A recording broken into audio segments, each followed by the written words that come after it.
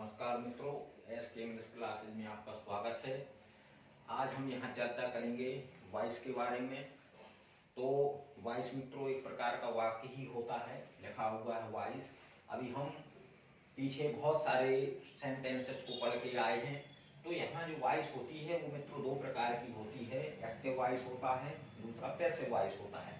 Active voice का मतलब होता है कि जो हमारा वाक्य लिखा होता है वो किसी न किसी टेंस के अंतर्गत वाक्य हमारा माना जाएगा। जैसे कि हम अभी सेंटेंस किस तरीके से पढ़ते आए हैं, ये भी हमारा वाक्य ही होता है। तो एक्टिव वॉइस का जो वाक्य होता है वो टेंस के फॉर्मूले पर ही आधारित होता है। तो अभी हम चर्चा करते आए हैं, जो हम सेंटेंस बनाते थे, सब्जेक्ट प्लस एमवी होती थी, कहने का मतलब। इसके बाद वो ऑब्जेक्ट होता था। एक ये मान लेते हैं हम, किसी टेंस का वाक्य मान लिया हमने कि किसी टेंस का वाक्य लिखा हुआ है, यहाँ मतलब किसी टेंस का फॉर्मूला लिखा हुआ है। तो ये जो सब्जेक्ट है और ये ऑब्जेक्ट है, हमें पता है जब हम वाक्य बनाते थे टेंस के अंतर्गत तो हम सबसे पहले सब्जेक्ट को आगे रखते थे, इसके पीछे हम ऑब्जेक्ट को रखते थे। तो ये मान लेते हैं हम कि एक्टिव वॉइस। जब हम इसकी पैसिव वॉइस बनाएंगे तो कहने का मतलब जो हमारा फॉर्मूला बनेगा, तो कहने का मतलब पैसिव वॉइस की शुरुआत मित्रों हम जो है ऑब्जेक्ट से करेंगे। यानी कि जो ये पीछे की चीज है ये आगे आ जाएगी, यानी ऑब्जेक्ट हमको आगे लिखना पड़ेगा। वाक्य हमारा होगा, वाक्य का हमें जो है यहाँ पर दूसरा रूप लेना है। कहने का मतलब वाक्य हमारा जो ऊपर लिखा रहेगा वो होगा सब्जेक्ट से शुरुआत, और जो हमारा नीचे जो वाक्य बनेगा पैसिव वॉइस का वो होगी ऑब्जेक्ट से शुरुआत। तो ऑब्जेक्ट से शुरुआत होने वाले वाक्य को हम पैसिव वॉइस में रखते हैं, लेकिन जो ऊपर वाले वाक्य का अर्थ होगा वही नीचे वाले वाक्य का भी अर्थ होगा, बस केवल थोड़ा सा अंतर हो जाता है उसके बोलने में। तो वाक्य वही रहने वाला है, यहाँ पर केवल उसका हम रूप बदल देते हैं। यहाँ पर तो ऑब्जेक्ट है तो ऑब्जेक्ट आ जाएगा यहाँ पर आगे। सब्जेक्ट जैसे यहाँ दिया गया तो सब्जेक्ट हमारा चला जाएगा पीछे, और सब्जेक्ट जब हमारा पीछे जाएगा तो इसके पहले हमें यहाँ बाई लगा देना है। बाकी हमें पता है मित्रों यहाँ पर लिखा है बीच में एम डी। यहाँ पर कोई हेल्पिंग वर्ब मित्रों आ सकती है, तो हेल्पिंग वर्ब हम नीचे लगा देंगे। जब हम पैसिव वॉइस के फॉर्मूले पढ़ेंगे तो वहां हम हेल्पिंग वर्ब की चर्चा यहाँ पर करेंगे। तो यहाँ पर कहने का मतलब एक्टिव वॉइस का जो फॉर्मूला होता है वो किसी न किसी टेंस पर आधारित होता है। इसके बाद जब हम पैसिव वॉइस बनाते हैं तो पैसिव वॉइस में हम उस ऑब्जेक्ट को हम आगे रख देते हैं। जैसे मान लीजिए हम कोई यहाँ एग्जाम्पल ले लेते हैं, ही स्पोक इंग्लिश। जैसे ये वाक्य लिखा हुआ है यहाँ पर, तो ये वाक्य हमारा लिखा ना सबसे पहले मित्रों सब्जेक्ट, यहाँ पर ऑब्जेक्ट, यहाँ पर मैंने सीधा एमजी को ले लिया। हेल्पिंग वर्ब यहाँ है ही नहीं, पास्ट इंडेफिनिट टेंस का वाक्य है, तो ये टेंस का वाक्य, इसी को हम एक्टिव वॉइस का मित्रों वाक्य बोलेंगे। ये हमारा एक्टिव वॉइस का वाक्य है। अब हमें पता है, हमने देखा ये फॉर्मूला लिखा है यहाँ पर सब्जेक्ट एमडी, एमडी में सेकंड फॉर्म यहाँ पर दी गई है, ऑब्जेक्ट भी हमारा दिया गया है यहाँ पर।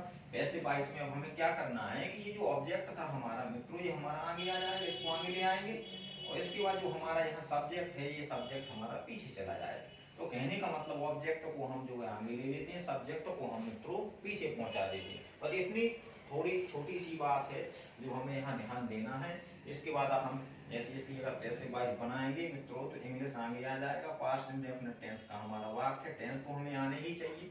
टेंस अगर हम नहीं पहचान पाते हैं तो हम जो है यहाँ पैसिव वॉइस के वाक्य को नहीं बना पाएंगे, क्योंकि नीचे अब हमें यहाँ पैसिव वॉइस में हेल्पिंग वर्ब भी लगानी है।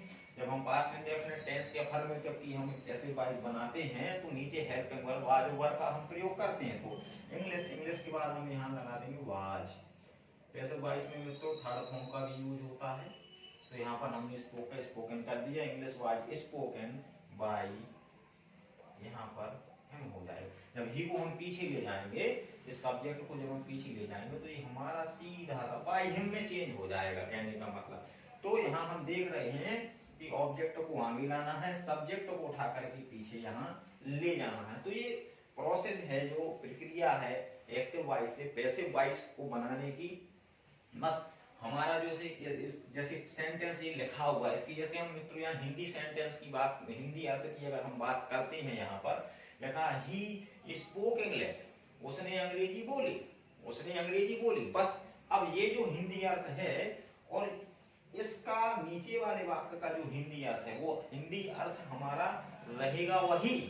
अर्थ में कोई परिवर्तन नहीं हो, बस केवल और केवल एक सेंटेंस को बोलने का तरीका बदल जाता है।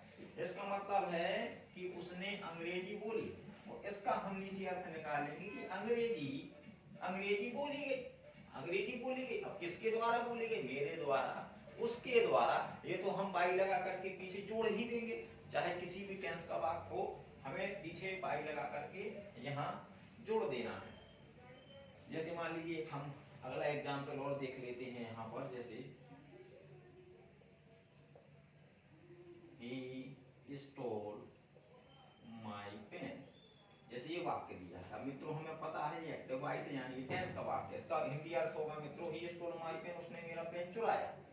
अब यहाँ हम इसकी पैसिव वॉइस बनाएंगे तो हमें क्या करना है कि ऑब्जेक्ट को आगे लाना है मित्रों, तो ऑब्जेक्ट आगे आ जाएगा my pen, my pen। इसके बाद हम यहाँ हेल्पिंग वर्ब लगाएंगे was, इसके बाद हम यहाँ थर्ड फॉर्म का यूज कर देंगे मित्रों, माई पेन वाज स्टोलन। अब ही को हम पीछे ले जाएंगे मित्रों, तो ये हमारा चेंज हो जाएगा बाय हिम।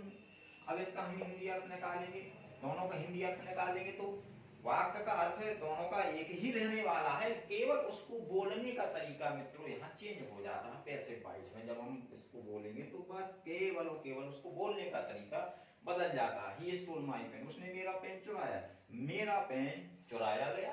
अब मेरा पेन चुराया गया, अब मेरा पेन चुराया गया, किसके द्वारा चुराया गया? तो ये ऑब्जेक्ट मतलब पीछे वाई लगा करके हम लिख देते हैं, जो भी हमारा यहाँ सब्जेक्ट होता। तो ये एक्टिव वॉइस से पैसिव वॉइस को समझना जो है कोई बड़ी चीज नहीं है। सेंटेंस जब हम पढ़ते थे तो फॉर्मूला हमारा सब्जेक्ट एमबी ऑब्जेक्ट इस तरीके से पढ़ते थे, लेकिन जब पैसिव वॉइस की हम वही शुरुआत करेंगे तो पैसिव वॉइस में पता है ऑब्जेक्ट को हम मित्रों लाएंगे आगे, इसके बाद हम यहाँ पर एमबी हेल्पिंग वर्ब अगर होती है तो हेल्पिंग वर्ब, किसी भी टेंस में हम बहुत सारे सेंटेंस पढ़े हैं हमने, यदि हमारा आ सकता है यहाँ, तो वो हम विस्तार से आगे